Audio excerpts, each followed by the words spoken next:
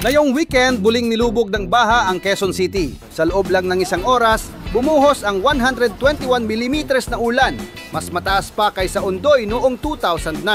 36 na barangay ang nalubog, tumigil ang trapiko at daan-daang pamilya ang napilitang lumikas. Para sa mga residente, pamilyar na eksena. Isa na namang bagyo, isa na namang baha. Pero online, umapaw ang galit. Parehong tanong ang inuulit ng netizens taon-taon.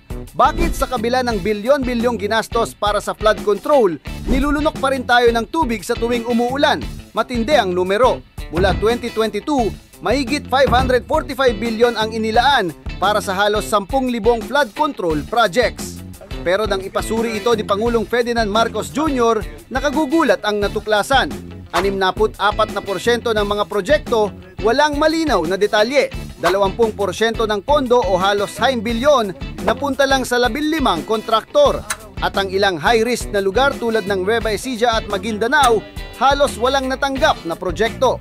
Sa kanyang State of the Nation address, binanata ni Marcos ang mga opisyal na kumikita sa gitna ng pagbaha at nanawagan ng lifestyle checks at audit.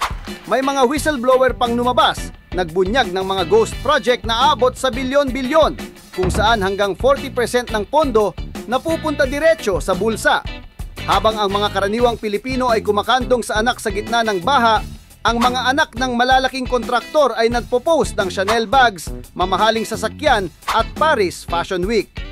Tinawag silang mga flood control nepo babies, yumayaman mula sa buwis ng bayan habang ang nagbabayad ng buwis lumalangoy. Malinaw ang pagkakaiba. Sa isang banda, bilyon-bilyong pondo, ghost projects at scam sa dredging. Sa kabila, mga anak ng kontraktor nagmamagaran ng aso na halos 380,000 pesos ang halaga. Isang sistemang politika ang nagdidikta, kayamanan ang umaakyat at agham at tao ang naiiwan. Mula Quezon City hanggang Central Luzon at Mindanao, malinaw ang mensahe. Ang baha ay hindi lang tubig. Ito ay simbolo ng corruption, nepotismo at pagkakanulo. Patuloy ang agos ng bilyon-bilyong piso pero hindi para iligtas tayo sa lumulubog na bayan. At hanggat hindi natatapos ang siklong ito, bawat unos ay magdadala ng parehong trahedya at parehong galit.